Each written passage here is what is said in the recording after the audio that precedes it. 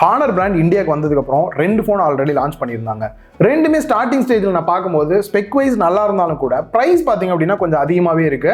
அப்புறம் ஒரு மாதம் கழிச்சு லைட்டாக ப்ரைஸை குறைச்சிடுறாங்க. பார்க்கறதுக்கு இந்த ப்ரைஸுக்கு ஒர்த்தாக இருக்குன்ற மாதிரி தான் தோணுது.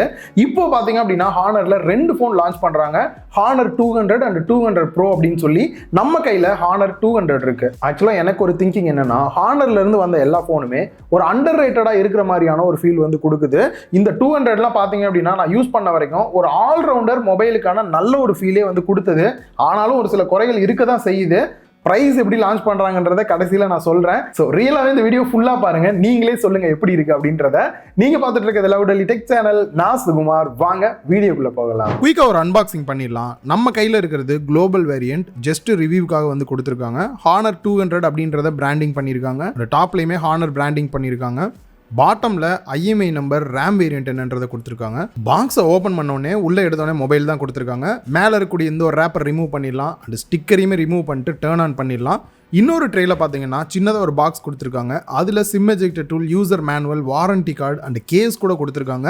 கேஸை மொபைலோட போட்டு பார்த்தேன், நல்லாவே ஃபிட் ஆகிற மாதிரி தான் இருக்குது. அண்ட் 100 வாட் சப்போர்ட் பண்ணக்கூடிய அடாப்டர் கொடுத்துருக்காங்க.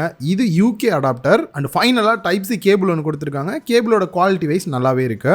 ஃபர்ஸ்ட் மொபைலோட லுக் அண்ட் டிசைன் அப்படின்னு பார்க்கும்போது இந்த ப்ரைஸ் ரேஞ்சில் பார்த்தீங்க அப்படின்னா மோஸ்ட்லி வந்து பிளாஸ்டிக் யூஸ் பண்ணுவாங்க, இல்லாட்டி இப்போ ரீசெண்டாக பார்த்தீங்கன்னா வீகன் லெதர் யூஸ் பண்ணுறாங்க. பட் இவங்க கிளாஸ் யூஸ் பண்ணி இருக்கிறது நல்ல ஒரு ஹைலைட்டாக இருக்கு.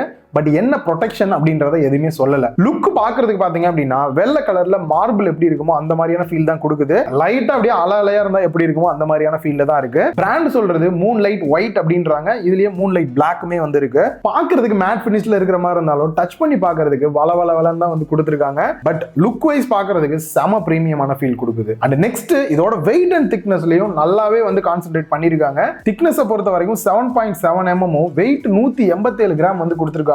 பேட்டரி கெபாசிட்டி கொஞ்சம் அதிகமா இருக்கு. அப்படி இருந்தாலுமே வெயிட்டை நல்லாவே மெயின்டைன் பண்ணிருக்காங்க. வெயிட் பேலன்ஸுமே பாத்தீங்க அப்படின்னா சிங்கிள் ஹேண்ட்ல எல்லாம் ஹோல்டு பண்ணி யூஸ் பண்றோம்னா வெயிட் இருக்கிற ஃபீலே இல்ல, அந்த அளவுக்கு நல்ல வெயிட் பேலன்ஸ் பண்ணிருக்காங்க. கையில ஹோல்டு பண்ண எந்த அளவுக்கு இருக்கு அப்படின்னு பார்க்கும்போது கர்வா கொடுத்திருக்கனால ஹோல்டு பண்ண நல்லா இருக்கு. பட் கிளாஸ்லயே நல்ல ஒரு ஃபினிஷிங்ல கொடுத்திருக்கனால கையில ஹோல்டு பண்ணும்போது லைட்டா ஸ்லிப் ஆகிற ஃபீல் இருக்க தான் செய்யுது. பட் அதே சமயம் கேஸ் போட்டு யூஸ் பண்றீங்க அப்படின்னும் போது அந்த பிரச்சனை பெருசா இருக்காது. அண்ட் முக்கியமா கிளாஸ் பாடியில வர பெரிய பிரச்சனை ஃபிங்கர் பிரிண்ட்லாம் வச்சோம் அப்படின்னா அப்படியே வந்து தெரியும். இதுல அந்த மாதிரியான ஃபிங்கர் பிரிண்ட் ஸ்மெட்ஜஸ் எதுவுமே தெரியல. நெக்ஸ்ட் டிஸ்ப்ளேக்கு வந்தோம் அப்படின்னா 6.7 inch full HD plus AMOLED display, 10-bit display use பண்ணிருக்காங்க. 120 Hz ரிஃப்ரெஷ் ரேட்டோடயும் வருது. இதுல வேரியபிள் ரிஃப்ரெஷ் ரேட்டை பொறுத்த வரைக்கும் 60 Hz, 90 Hz, 120 Hz ஆட்டோ வச்சீங்க அப்படின்னா தானாவே சேஞ்ச் ஆகிற மாதிரி வந்து கொடுத்துருக்காங்க. லோக்கல் பீக் பிரைட்னஸ் பொறுத்த வரைக்கும் 4000 nits இருக்குன்னு சொல்லியிருக்காங்க. நான் டைரக்டா யூஸ் பண்ண வரைக்கும் இன்டோர் அவுட்டோர் டைரக்ட் சன்லைட்ல கூட நல்லாவே மேனேஜ் பண்ணுது. அண்ட் அதே மாதிரி நைட் டைம்ல நீங்க போன்ஸ்லாம் யூஸ் பண்றீங்க, கண்ணை கொஞ்சம் ப்ரொடெக்ட் பண்ணிக்கணும் அப்படின்னு நினைச்சீங்கன்னா ரியலாவே இந்த போன் உங்களுக்கு சூப்பரா இருக்கும். ரீசன்ட் PWM டிம்மிங்கை பொறுத்த வரைக்கும் 3840 Hz வந்து கொடுத்துருக்காங்க. ஸோ லோ லைட்ல அதிகமாக யூஸ் பண்றீங்க அப்படின்னா அந்த மோடை எனேபிள் பண்ணிட்டு யூஸ் பண்ணீங்கன்னா பெட்டரா இருக்கும். அதே மாதிரி வீடியோஸ் பார்க்கும்போது இன்னும் கொஞ்சம் பெட்டரா ஸ்மூத்தா நல்லா இருக்கும்னு எதிர்பார்க்குறீங்கன்னா வீடியோ என்ஹான்சர் ஆப்ஷன் வந்து கொடுத்துருக்காங்க. அதை எனேபிள் பண்ணீங்க அப்படின்னா பெட்டராகவே இருக்கும். அந்த டிஸ்பிளே லெஃப்ட் அண்ட் ரைட் மட்டும் கர்வா இல்லாம 4 பக்கமே பார்த்தீங்கன்னா பெரிய கர்வா இல்லாம ஓரளவுக்கு மினிமம் கர்வா வந்து கொடுத்துருக்காங்க. ஈவனா வந்துட்டு இதனால பெசல்ஸுமே பார்த்தீங்க அப்படின்னா ஓவராலா எல்லா சைடுமே மினிமம் பெசல்ஸா இருக்கு. ஓவரால் டிஸ்பிளே அப்படின்னு பார்க்கும்போது என்ன கிளாஸ் ப்ரொடெக்ஷன் யூஸ் பண்ணிருக்காங்க அப்படின்றத எந்த இடத்துலயுமே வந்து மென்ஷன் பண்ணல. அதே மாதிரி பேக் சைடுக்குமே வந்து சொல்லல. அதை வந்துட்டு ஓரளவுக்கு பட்ஜெட் அதிகமாகுதுன்னும் போதே இதெல்லாம் மென்ஷன் பண்ணாங்க அப்படின்னா தான் வாங்குறவங்களுக்கு பெட்டராகவே இருக்கும். இதை தவிர ஓவரால் டிஸ்பிளேயோட குவாலிட்டி அப்படின்னு பார்க்கும்போது ஒரு பெஸ்ட்டான டிஸ்பிளேவை தான் கொடுத்துருக்காங்க. சேச்சுரேஷன் லெவலாக இருக்கட்டும், டீப் பிளாக்காக இருக்கட்டும் பெஸ்ட்டாக இருக்கு. ரொம்ப ஓவர் சேச்சுரேட் பண்ணாம நல்லாவே மெயின்டைன் பண்ணியிருக்காங்க. செக்யூரிட்டி அன்லாக் பொறுத்த வரைக்கும் in display finger print scanner கொடுத்துருக்காங்க. அன்லாக் பண்றதுக்கு நல்லாவே ஃபாஸ்டா இருக்கு. ஃபேஸ் அன்லாக் யூஸ் பண்ணாலுமே ஓரளவுக்கு லோ லைட்டா இருக்குனாலுமே அன்லாக் குயிக்காவே ஆகுது. சிம் ஸ்லாட்டை பொறுத்த வரைக்கும் பாட்டம்ல டியூவல் சிம் ஸ்லாட் கொடுத்துருக்காங்க. 2 சிம் கார்டு நீங்க போட்டுக்க முடியும். SD கார்டு எக்ஸ்பேண்டபிளா போட முடியாது. நெக்ஸ்ட் மைக் கொடுத்துருக்காங்க, டைப் சி போர்ட் கொடுத்துருக்காங்க, ஸ்பீக்கரில் கொடுத்துருக்காங்க. டாப்லயுமே பாத்தீங்கன்னா அதுக்கான ஹோல்ஸ் வந்து கொடுத்துருக்காங்க. ஸோ ஸ்டீரியோ ஸ்பீக்கர் செட்டப் வந்து இந்த இடத்துல கொடுத்துருக்காங்க.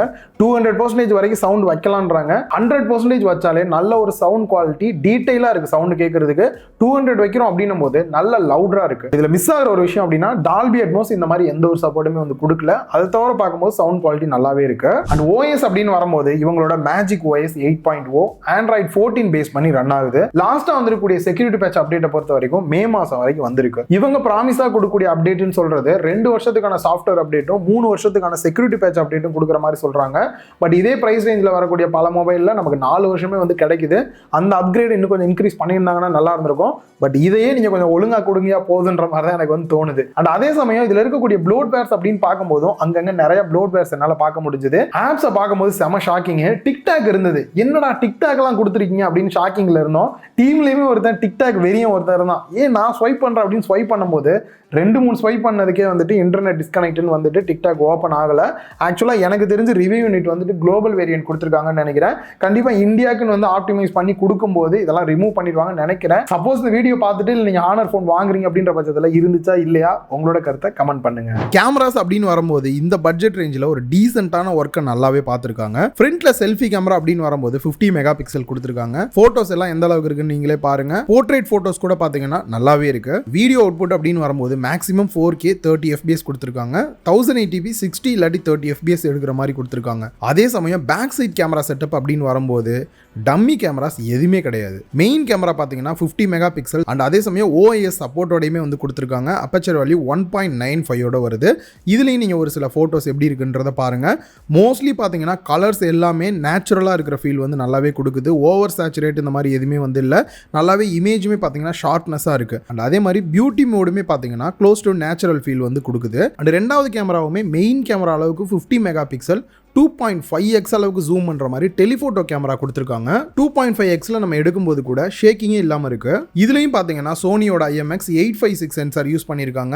இதுல OIS பிளஸ் EIS சப்போர்ட்டுமே இருக்கனால அண்ட் அதே மாதிரி 10x அளவுக்கு ஜூம் பண்ணி எடுத்தாலும் கூட போட்டோஸ்மே பாத்தீங்கன்னா பெட்டராகவும் இருக்கு. ஷேக்கிங்கும் பெருசா இல்லாம இருக்கிறத நல்லா நோட் பண்ண முடிஞ்சது. நெக்ஸ்ட் 12 மெகா பிக்சலுக்கு அல்ட்ரா வைட் ஆங்கிள் கேமரா கொடுத்துருக்காங்க. அண்ட் இந்த கேமரா அவுட்புட் மெயினோட கம்பேர் பண்ணா எந்த அளவுக்கு இருக்கு அப்படின்றதையும் பாருங்க. அண்ட் அதே மாதிரி இதே 12 மெகா பிக்சல் கேமரா யூஸ் பண்ணி மேக்ரோ போட்டோ எடுக்கிற மாதிரியும் கொடுத்திருக்கனால மேக்ரோ போட்டோஸ்மே எனக்கு ஒரு பெஸ்டான அவுட்புட் கொடுக்கிற ஃபீல் நல்லாவே இருக்கு. அண்ட் வீடியோஸ் அப்படின்னு வரும்போது மேக்ஸிமம் 4K 30 FPS வரைக்குமே இருக்கு. 1080p 60 இல்லாட்டி 30ல எடுக்கிற மாதிரி கொடுத்திருக்காங்க. வீடியோட ஸ்டெபிலிட்டியுமே பெட்டராவே இருக்கு.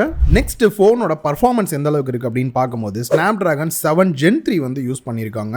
ஸோ மோஸ்ட்லி பார்த்தீங்க அப்படின்னா இது வந்து மல்டி டாஸ்கிங் பண்றதுக்கு டெய்லி யூஸ்க்குலாம் ரியலாவே வேற லெவல்ல இருக்கும். பட் அதே சமயம் கொஞ்சம் ஹெவி யூஸ் பண்றதுக்கு எந்த அளவுக்கு இருக்கு அப்படின்னு பார்க்கும்போது ஃபர்ஸ்ட் அன்டூடு பெஞ்ச் மார்க்கை பொறுத்த வரைக்கும் 7.8 lakhs வரைக்குமே வந்திருந்தது. நெக்ஸ்ட் CPU த்ராட்லிங் டெஸ்ட் பண்ணும்போது 69% வரைக்குமே ஸ்டெபிலிட்டி இருந்தது. அண்ட் அதே மாதிரி வைல்டு எக்ஸ்ட்ரீம் ஸ்ட்ரெஸ் பண்ணும்போதும் 99.4% ஸ்டெபிலிட்டி இருந்தது. ரியலாகவே ஒரு நல்ல விஷயம் தான். கீக் பெஞ்ச் மார்க்கை பொறுத்த வரைக்கும் CPU டெஸ்ட் சிங்கிள் கோரை பொறுத்த வரைக்கும் 1172 வந்தது. அதுவே மல்டி கோர் வந்து 3389 வரைக்குமே கிடைச்சது. ஓவராலாக இந்த டெஸ்டிங்லாம் நல்லா இருக்கு. பட் ரியல் லைஃப்ல எந்த அளவுக்கு இருக்கு அப்படின்னு பார்க்கும்போது நான் ரியலாகவே கேம் பிளே எல்லாமே பண்ணி பார்த்தேன். எந்த இடத்துலையும் லேக் இருக்கிற மாதிரியான இஷ்யூ இல்லை. நீங்கள் கேம் பிளே பண்ணோம் அப்படின்னாலும் கூட தாராளமாக ப்ளே பண்ணலாம். ஆனால் அதே சமயம் கொஞ்சம் நான் வந்து ஹெவி கேமர் ப்ரோ, நான் எப்பயுமே கேம் பிளே தான் பண்ணிட்டு இருப்பேன் அப்படின்னு நினைக்கிறவங்களுக்கு இதே ப்ரைஸ் ரேஞ்சுக்கு இன்னும் நிறைய ஆப்ஷன்ஸ் இருக்க தான் செய்யுது. அண்ட் அதே சமயம் ஒன்லி டார்கெட் பர்ஃபார்மன்ஸ் இல்லை, எனக்கு பர்ஃபார்மன்ஸும் நல்லா இருக்கணும், ஓவராலாக எல்லாமே நல்லா இருக்கணும்னு நினைக்கும் போது இந்த ப்ராசஸர் வந்து எனக்கு தெரிஞ்சு ஓகே தான். பேட்டரி கெப்பாசிட்டியை பொறுத்த வரைக்கும் 5200 mAh பேட்டரி கெப்பாசிட்டி கொடுத்துருக்காங்க. 100 watts ஃபாஸ்ட் சார்ஜிங் சப்போர்ட்டோட வருது. நம்ம கிட்ட இருக்கக்கூடிய எந்த ஒரு அடாப்டர் பார்க்கறதுக்கு டிஃப்ரெண்டா இருந்தாலும் உங்களுக்கு வரும்போது கரெக்டான நம்ம இந்தியன் அடாப்டர் தான் வரும். நான் லைவாவே சார்ஜிங் டெஸ்ட் பண்ணி பார்த்தேன். 0 to 10% 5 மினிட்ஸும் 25% சார்ஜ் ஆக 11 மினிட்ஸ் ஆச்சு. 50% சார்ஜ் ஆகிறதுக்கு 23 மினிட்ஸும் 75% 35 நிமிஷமும் 100% சார்ஜ் ஆக கிட்டத்தட்ட 47 நிமிஷம் டைம் எடுத்துக்கிச்சு. பேட்டரி லைஃப் அப்படின்னு வரும்போது ஒரு நாளைக்கு மேலேயே பாத்தீங்கன்னா பேட்டரி லைஃப் பெட்டராவே கிடைக்குது. அண்ட் ஃபைனலா என்ன பிரைஸ்ல வரலாம், இதுல என்னெல்லாம் இருக்கு இல்ல அப்படின்னு பாத்தீங்கன்னா மொபைல் ஒரு வாரமா யூஸ் பண்ணிட்டு இருக்கேன். அதை வச்சு பார்க்கும்போது ஸ்பெக் வைஸுமே பாத்தீங்கன்னா பெரிய லெவல்ல குறை இல்லை, அங்கங்க சின்ன சின்ன குறைகள் தான் பார்க்க முடிஞ்சது. நார்மலா பேட்டரி லைஃப் நல்லா இருக்கு, ஃபாஸ்ட் சார்ஜிங் சப்போர்ட்டோட கொடுத்துருக்காங்க. பர்ஃபார்மன்ஸுமே பாத்தீங்கன்னா ஓரளவு யூஸ் பண்றதுக்கு நல்லா இருக்கு கேம் பிளேக்குமே. அண்ட் குறிப்பா டிஸ்பிளேயோட குவாலிட்டி நல்லா இருக்கு, ஸ்பீக்கர் செட்டப் நல்லா கொடுத்துருக்காங்க, டிசைனுமே பெட்டரா இருக்கு. கேமரா சைடுமே பாத்தீங்க அப்படின்னா ஓவரால் ஒரு பெஸ்டான கேமரா செட்டப் தான் கொடுத்துருக்காங்க. பட் பிரைஸ் அப்படின்னு வரும்போது எனக்கு தெரிஞ்சு 35,000 ரூபாய்க்கு கீழே இந்த போன் பிரைஸ் பண்றதுக்கான வாய்ப்பு நிறைய இருக்கு. பட் இதை விட இன்னும் கொஞ்சம் பிரைஸ் கம்மியா வந்தது அப்படின்னா நல்லா இருக்கும். எவ்வளவு வருது அப்படின்றது எக்ஸாக்டா தெரியல, லான்ச்சுக்கு முன்னாடியே வந்தனால. கீழே டிஸ்கிரிப்ஷன்லயும் கமெண்ட் பாக்ஸ்லயும் நான் வந்துட்டு ஆட் பண்றேன். செக் பண்ணி பார்த்துட்டு உங்களோட கருத்தையும் மறக்காம சொல்லுங்க. இந்த வீடியோ உங்க எல்லாருக்குமே யூஸ்ஃபுல்லா இருந்திருக்கும் அப்படின்னு நினைக்கிறேன். இந்த வீடியோ பிடிச்சிருந்தா லைக் பண்ணுங்க, உங்க ஃப்ரெண்ட்ஸ் கூட ஷேர் பண்ணுங்க. மறக்காம லவுட் டெக் சேனலுக்கு உங்களோட சப்போர்ட் கொடுங்க.